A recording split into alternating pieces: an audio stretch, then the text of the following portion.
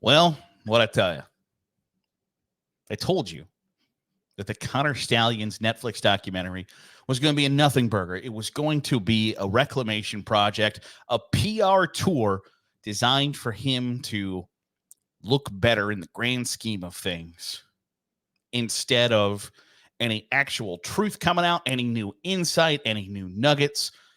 All it was designed to do was make Connor Stalions look like a sympathetic figure. One of my favorite movies is 3:10 to Yuma. And in the movie, the bad guy, Ben Wade, at one point kills somebody and says, even bad men love their mamas. After that guy had talked bleep about his mama. Even bad men love their mamas. And when you try to make the argument that you cheated for 2.5 years, because by God, I love my mama. I love my mama too. Not enough to write a 600-page manifesto about how I would operate my favorite college football team or try to cheat to help them win a national championship. But Connor Stalions did. And it's kind of the ultimate takeaway from the documentary is I did all this because I love my mama. My mama loved the Michigan Wolverines. Well, that doesn't mean you didn't do things that were against the rules. And to be just quite frank,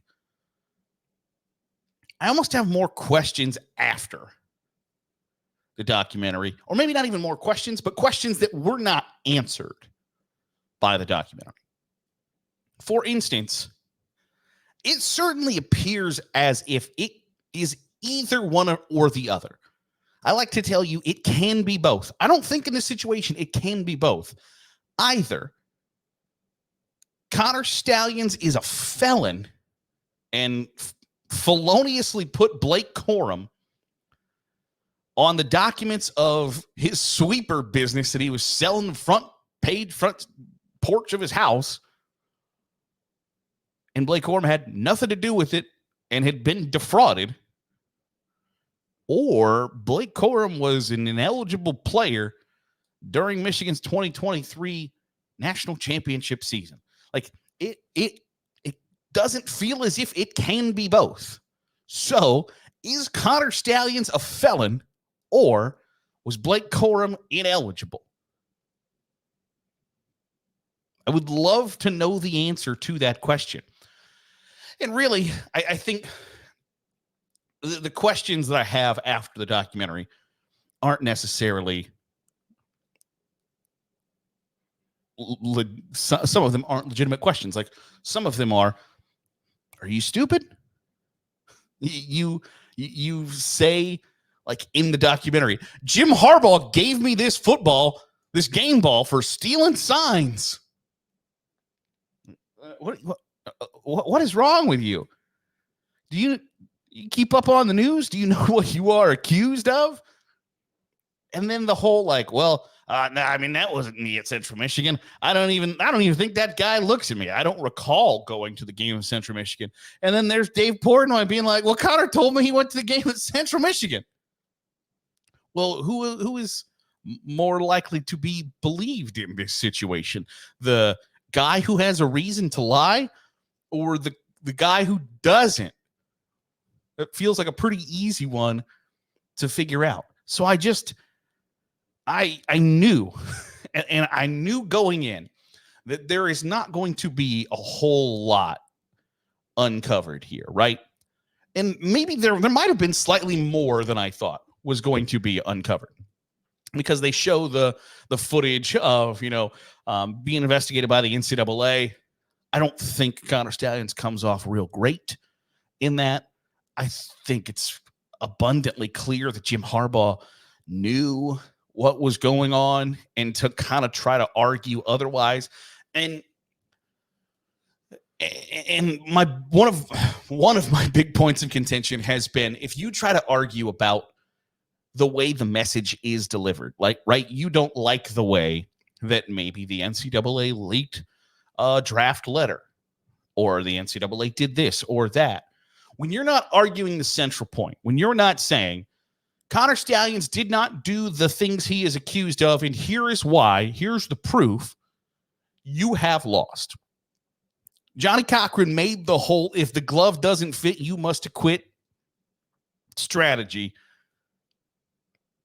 The de facto strategy, right? I got to throw them off the scent of the main issues of this case, preoccupy people with fluff and bullcrap to get them to not focus on the fact that there are overwhelming gobs of evidence that show that Connor Stalions is guilty of what he has been accused of.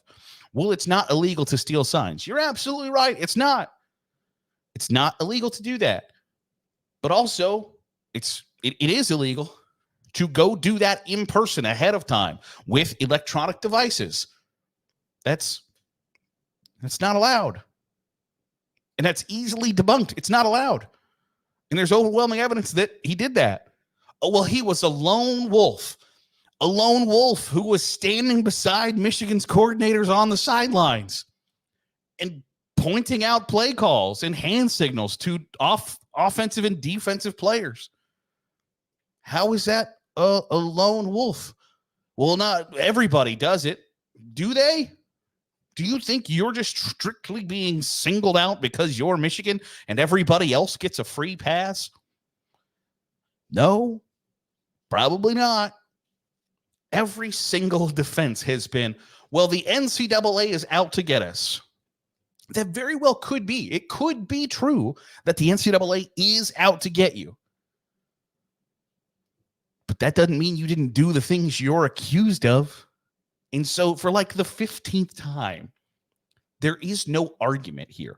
There is no, well, actually, because it's abundantly clear of what Connor Stalions did. And I don't think that changes because I love my mama. No, I'm not cynical enough to pretend as if that's him saying, I got to figure out a way to get everybody off my back. And it's like every time a football coach retires or resigns and they say, I'm stepping aside to spend more time with my family. Well, no, you're not, because you're going to start coaching again in another year or so, or take an assistant's job or whatever. But that's a bulletproof response, right? You can't attack a coach for stepping away for the idea that they're doing it to spend more time with their family. Because even the most heartless bastard isn't going to be like, bullshit. Like, you're not going to do it.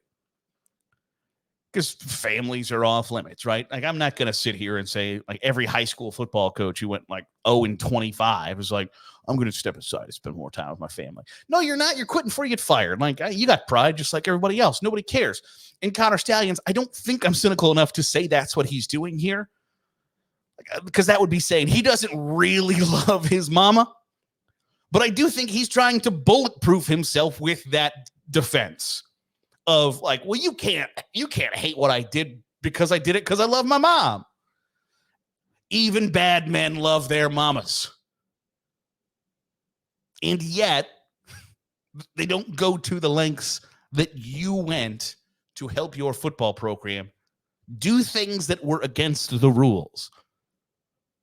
And to try to deflect and defend your conduct and actions because, well, I was just doing it because I love my mama, is malarkey. That's not cool. It's the same thing as athletes now holding their kids during a press conference or whatever because they believe, hey, I'm not going to get a mean question here. I'm not going to get asked a controversial question. I'm not going to get really pressed for an answer if I hold my kid while I do this. It's the same exact thing of Connor Stalions saying, I did it because I love my mama. Because who's going to say, no, you don't? Like, I'm as cynical as they come, and I'm not going to say, you don't actually love your mama. But I am cynical enough to think, like, you look at that and go, like, what's my out here? Because I just don't get the impression that Connor Stalions is in therapy laying on that red leather couch with his head propped up, and they were like, why did you do what you did, Connor? Well, I love my mama. That's how you defend yourself right there, big guy. Nobody can attack you because you love your mama. It's ridiculous at the end of the day.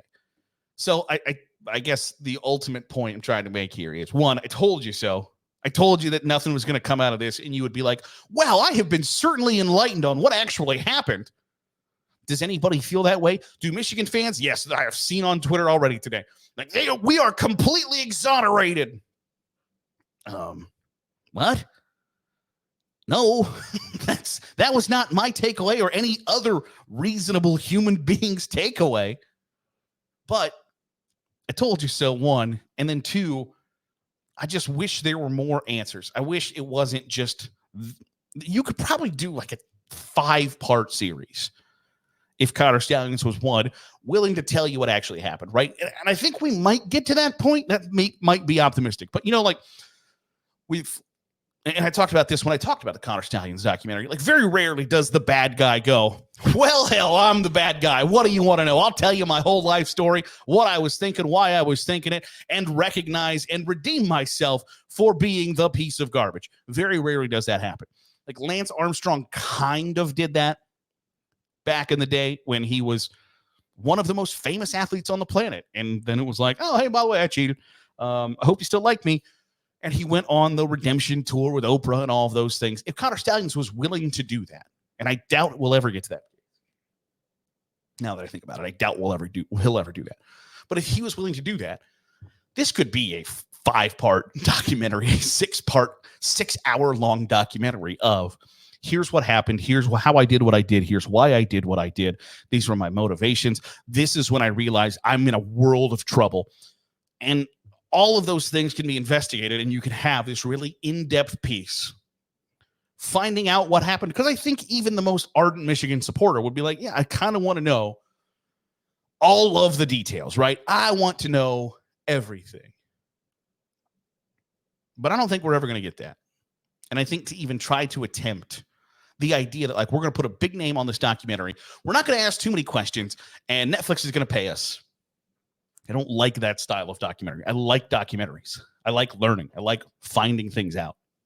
And I don't think you did a whole lot of that in the Connor Stalions documentary. Those are my thoughts. Want to know yours. What did you think of the documentary? Even if you're a Michigan fan and you think I'm the biggest fat blob that's ever opened his mouth and hot air spewed out, I want to hear from you. I want to have that conversation in the comments down below. So drop your comments there and let's chat. That'll do it for today's episode of the Daily Huddle. Appreciate you making us a part of your day, however it is, wherever it is you're doing so. If you're here on YouTube, hit the subscribe button. Make sure you're getting all the great college football content. If you are listening on a podcast feed, drop a 5-star review. It goes a long way in helping out the channel. See you tomorrow for another episode of the Daily Huddle.